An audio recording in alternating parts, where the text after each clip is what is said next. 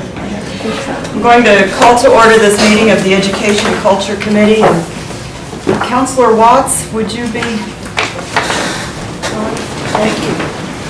Everyone can, please stand and bow your head. Lord, thank you for this day. Thank you for all the gifts of the rain that you have given us, for all the patience throughout this time of year at the Cherokee Nation. And I pray that you give all the leadership and the staff the strength to continue to lead the Cherokee Nation forward. Be with all those who are ill. There are many in my community. I'm sure there's many in other communities that need your hands upon them at this time to heal them. Be with each of those folks and their families. Be with our troops as they fight for our freedoms overseas and those leaders that make those decisions. Be with each of them and their families here at home so that everyone may return home safely and be with us in our travels. Thank you and amen. Thank you. Next we have roll call. Julia Coates. Here. Don Garvin. Aye. Bill England. Here. Bill John Baker. Here. Jack Baker. Here. Harley Buzzard. Here. Bradley Cobb. On. Joe Crittenden. Here. Jody Fishinghawk. Here. Meredith Fraley. Here. Janelle Fulbright. Here. Chuck Hoskin Jr. Tina Gloria Jordan. Present. Curtis Snell. Chris Soap. David Thornton. Kara Callan Watts. Honey. We do have a quorum. Thank you. I'd entertain a motion to approve the minutes. So legal moved. event. All in favor? Aye. Any opposed? We will move to reports, and I think we're going to try out a new sort of system on the reports here today, that we will do a maximum of 10 minutes for each report. That will include questions and the report itself, as well as questions. So with that in mind, we have Career Services, first of all. Hi. Brenda Fitzgerald, filling in for Diane. She's judging the Miss Teen USA pageant right now. Okay. So in Diane, you should have a copy of our report. I'm here to answer any questions. Counselor Fishinghawk? No, I had something directed at your statement. I wanted to make sure I go on the record as being against limiting questions that has to do with Cherokee Nation businesses in these committees. Thank you. Are there any questions? I would also like to be included in that. Are there any questions? Guess not. Thank you. Thank you. Next, we have the director's report, and Mr. Bunch, you are filling in today. Corey Bunch, yes, filling in for Melanie Knight, who's on travel status, and I believe you have our report. I'd like to answer any questions. Are there questions? Counselor Fishinghawk? Yeah, I got one or two complaints from some schools where nobody showed up to do the checks. Okay, the valedictorian, salutatorian Yeah, checks. and I would want also to say that Joe and I did not get notice until the very day they were supposed to be handed out. Okay, And I do believe in the past we coordinated through Dale because she always had to come pick up the checks. And I'd like something done about that, please. okay, we will certainly work on that. Counselor Buzzard? Corey, when's the deadline on this Cherokee Promise Scholarship? The deadline has been extended, and give me just a moment. The deadline has been extended to May the 27th for the Cherokee Promise Scholarship, and that's the scholarship that provides the residential assistance for NSU. And now, let me make sure I'm clear on this.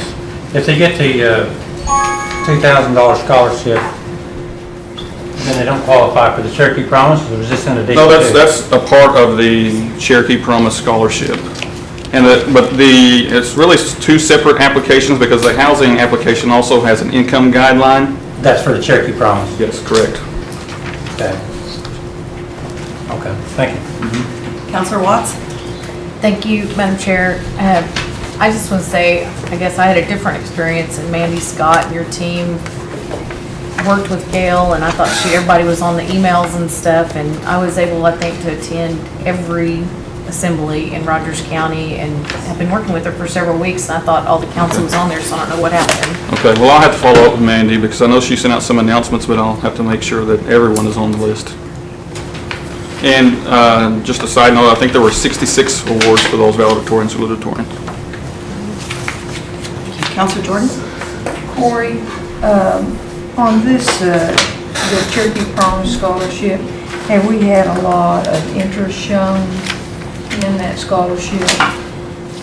Well, not quite certain on how many applications we've received for that, and I just assumed whenever I saw the deadline had been changed that maybe there wasn't enough interest or what have you, so I'm not, I'll have to follow up with that too. Now, that is the scholarship where we have pulled back on offering help for students in different, at different colleges with their housing, and we're now just doing it at Northeastern, is that correct? Well, this scholarship is the one that actually goes through Human Services, and I think that they are trying to direct some of that towards NSU so that we can apply more help to those students in regards to beneficial programs and programming with them as a unit there at NSU. And in fact, I think the idea or concept is to house them all on one floor, to have a cohesive unit so that we can help them as much as possible for those students. Have we thought about possibly tying that type of assistance to a 2-year school and letting the young people start in a 2-year situation rather than jumping right in at Northeastern? I will definitely follow up on that. I know there's been talk and expanding that idea to other universities as well. For instance, maybe RSU. I think there are a lot of Cherokee students already on scholarship at RSU, just to give an example. I just hated to see that our dorm assistance program has been pulled back to basically one school. Okay. There are a lot of other young people out there that have chosen other schools for whatever reason. Maybe it was, it just might have been their preference, but, or maybe they got a small scholarship at another school and they're locked into other schools, and it appears that we've cut off the dorm assistance to those individuals. Okay. And I wish that we would reconsider that idea and spread it back out over where the child would like to go to school at, rather than saying, if you want dorm assistance, this is the only program in town Okay. at this point. I'll definitely make a note of that and take it back. And then I would like to ask, and I may be asking the wrong person, I noticed in the paper that we, through our Education Corp, had given $330,000 to OSU for a chair to be endowed there. And I may be wrong, but the way the article read, that much money is just going to get us one scholarship a year. And I just kind of wondered how that decision was made. And don't get me wrong, I'm an OSU alumni. So I think very highly of Oklahoma State University. That's where I went to school. That's where my husband went to school. That's where my son, all of us graduated from there. But I think that there's a possibility our money might have been used a little wiser. I know that it was put together with some other money, but still, why did we need to endow a chair? I thought the Education Corp was in the business of giving out scholarships, and it seems like that's kind of a high price to pay for one scholarship. So I would like for you or whoever needs to look into it, I would certainly desire a report on what the thinking was on making that decision. Okay, certainly will. Thank you. Okay. Let me clarify a couple of things. What you're calling the dorm assistance, is that the cohort program that is starting at NSU, or is? I'm thinking that we're referring to this, Yeah, yes. to the cohort. So this is actually a pilot project. Yeah. It's not something that is cutting off dorm assistance, so to speak. No, and I think that anyone else would This is be. a totally new experiment that we are implementing in this one place. And I do believe, I might be wrong, Jennifer, but all the other ones were kind of grandfathered in, is that correct? They're already on there, they're still Yeah. on there. Right. I think, though, we'll find that our future money for dorm assistance was used for that program. Okay. And I would like for you to Yeah, look I'll into that. I see. mean, I could stand corrected, and I certainly don't mind being corrected, but it seems somewhat unusual that our dorm assistance is cut off the same year that we create this program. The other thing is that the endowment at OSU is not for simply one scholarship. It is for numerous scholarships. And I would like to, I would certainly like to hear about that, what we're getting for $330,000. I think that Ms. Gilliland is set to report to the Rules Committee this month, so I think that that would be the very appropriate time to inquire with You her might about ask that. her if she I'll- could give and I us will. I will a make complete her aware. report on that. To program. ENF, excuse me, to ENF. There will. Okay. Counselor Buzzard? And I was just gonna follow up what Councilor Jordan was saying, because I know through the housing assistance, on the dorm assistance, it's used pretty widely as far as those dollars going, so I'm a little confused. So it is a pilot program? It's a pilot. Okay, because I know some people out of Miami, Junior College, they use the dorm assistance program there, and I was concerned about that. The other question, Corey, is, do you know, and you may not know this on the top of your head, but how much have we spent on the valedictorian and salutatorian? How much you given out? I know there have been a total of around 66 awards, the valedictorian awards for 1,000, so I'd have to get a breakdown of exactly. Okay. That's Jennifer, on top of your head. So we could reasonably assume that probably at a minimum $800 each, couldn't we? Yeah, if you were just gonna average it out, yeah. It's either $750 or $1,000 award, so. Okay. All right, thank you. Counselor Watts?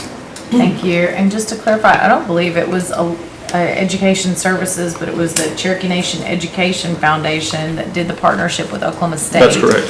And there was a matching, and I think I believe it's been in the report that that's not the only university they're working with. Oklahoma State is just the first one that's been announced, and that's a permanent endowment, so that's real exciting because we're leveraging our funds in perpetuity.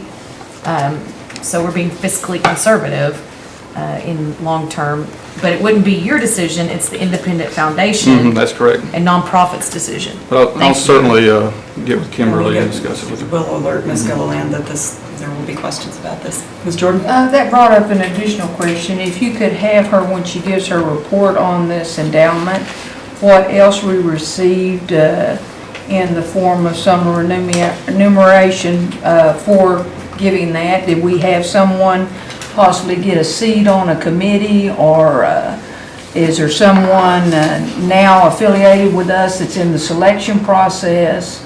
I would just like to know more particulars on it. Okay. Do we want to bring up the charter? Yes, I would like to, Okay. Madam Chairman, if possible. Yes. I think it was 2 sessions ago in the state legislature, some legislation passed and it went into law in November of 2010, authorizing federally recognized Indian tribe operating a high school under authority of the Bureau of Indian Affairs to charter a school, and that would be for the purpose of language immersion. And so this has been somewhat of a process, but however, right now it's our first opportunity to move forward with one of those proposals, and we would like this body to consider that. And Ms. Knight has asked me to ask you guys if we could have a special meeting on that to answer any questions and to go over this pretty thoroughly. We would hopefully like to ask for that meeting maybe as soon as by the end of this month, or at least by early to mid-June.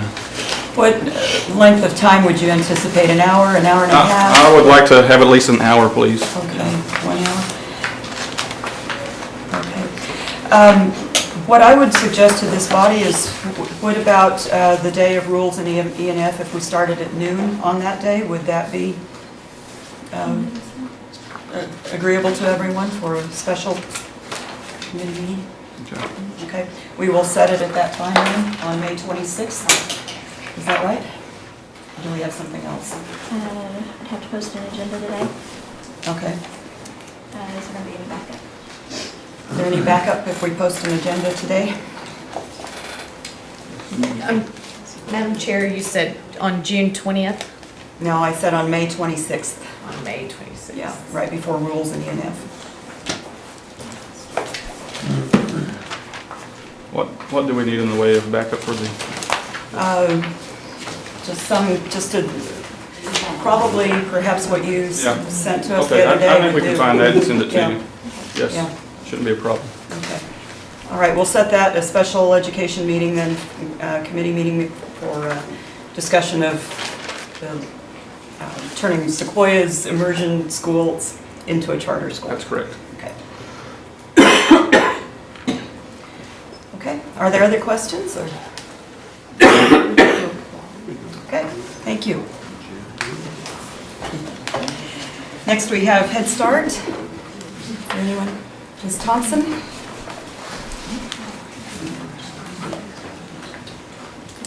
Hello, Good afternoon. I'm here to entertain any questions you might have about our written report. Are there any questions? Thank you. Thank you for being here. Thank you. And we next have leadership, and Todd Enlow is here. Good afternoon. Hello. I would like to compliment Councilor Cobb on his choice of attire today. Apparently, he and I are shopping at the same Johnny Cash thrift store.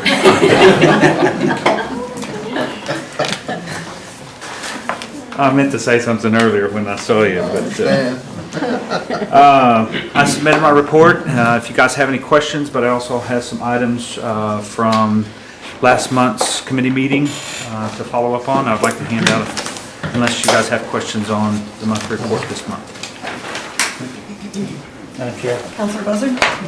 Todd, I do, and it may be in the report, I haven't looked at it all yet, but on new hire orientation, you did 48. What percent of those were Cherokee? It's on the second page of the report. Oh, okay. There's for the breakdown of the month of April each week, is 83% total. Yeah, 40 out of the 48 that were hired were Cherokee. Thanks. We actually had 100% for the first 2 weeks and then dipped down. Saw that, yeah. Thanks. Okay. Councilor Jordan? What were the 8 jobs that, That's one of the things that you asked last time, and I'm working with HR on a system for us to be able to report that effectively, because right now it would be a very manual process for us to go back and review every reviewer sheet during the interview process of what things were positive over one candidate or another.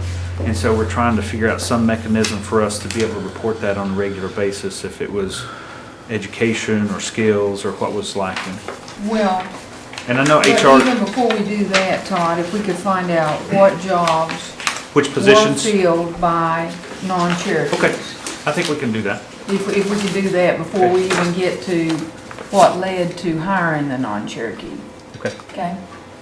Maybe if you'd send these 8 jobs out to all of us by our emails. That would be appreciated. Okay. Thank you.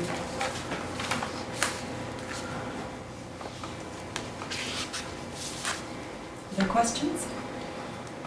Councilor Fishing. Todd, did you get the succession plan?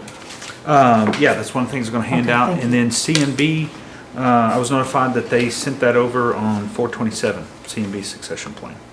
They sent an org chart. But it Did you also, happen to see it? no, I haven't seen it. It's an org chart that shows non-natives and natives, and underneath it says whether they have somebody or not, and it was one page, and that was it. Could Okay. you look into that? I want to see the Sure. plan. Yeah, I've been emailing CMB when you guys made that request 2 months ago and then follow up last month. But I've been emailing them and asking them to provide that. And so I was just told that they had sent that over, but I Could you hadn't ask seen them it. for the actual plan, not just Sure. a one page? So a description of what they Yeah, what's do. the plan, how they Sure. put them out, what they do, what they do to get them ready. Please. Okay. Thank you. So that's it? Okay. Thank you. Actually, I have handouts from the Okay. questions. First off, and I apologize to the trees that we had to kill to do this. The first is the org chart. This is just a high level, and so it's basically shows the chief and the group leaders, and then the first level with the group leaders. And it is color coded by Cherokee, non-Indian, other Indian tribe or non-Indian. Those are the 3 color codes, and it shows by position, and then it's color coded with a description in each box. And some of them are kind of hard to read, but that gives you an idea and a sample. I told you it'd be very difficult for us to put 3,636 employees on a legible chart, but That was one of the things that you requested. It's an org chart color-coded by, Wish we could read it. Oh, sorry. some of them are smaller than others. No, it's just blurry. Yeah. I sent it over to Gail and Shelley. The electronic version is actually clearer to read. It's a PDF. Madam Chair, may I address again? Sorry, I blurted out. Could you make sure that they email that out Sure to will. us? Yeah, it is PDF and it is easier to read as a PDF. I'm not sure if they Kept you from killing a tree. Yeah. The other document that I have is our succession plan on the government side. And basically, we've had an informal process. Each group leader has been responsible for their own. And we are setting a more formalized structure to our succession plan. And this document outlines the steps that we're taking in this process and how the group leaders can identify and work with and nominate some of their high potential employees that they see for their different positions. So our first step is documenting group leaders and other appointed officials, such as commissions to the tax commission or gaming commission or election commission. And then the next step will be those other mission critical positions underneath the group leaders. So I know that's a lot to digest, and I'll leave that with you guys. But that's kind of the steps that we're taking. So, for example, in my area, the two people that I have selected for my succession planning, one would be Mr. Mark Skinner, who's in the back of the room, and the other individual is Miss Suzanne Drywater that I'm working with on developing to take my place, should that day come.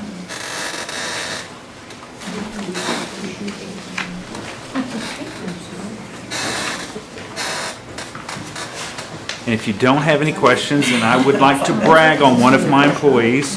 If she's listening, it will probably embarrass her to death, but it is Suzanne Drywater. She graduated from Northeastern State University with a master's in criminal justice from the College of Social Work at NSU recently.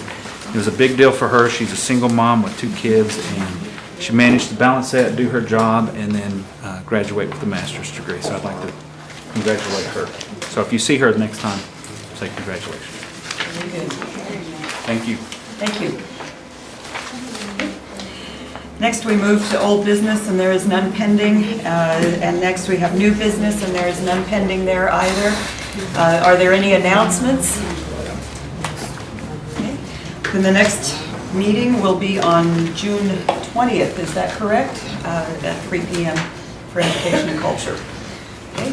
I'd entertain a motion to adjourn. Move we adjourn. Is there a second? Second. All in favor? All opposed? Thank you.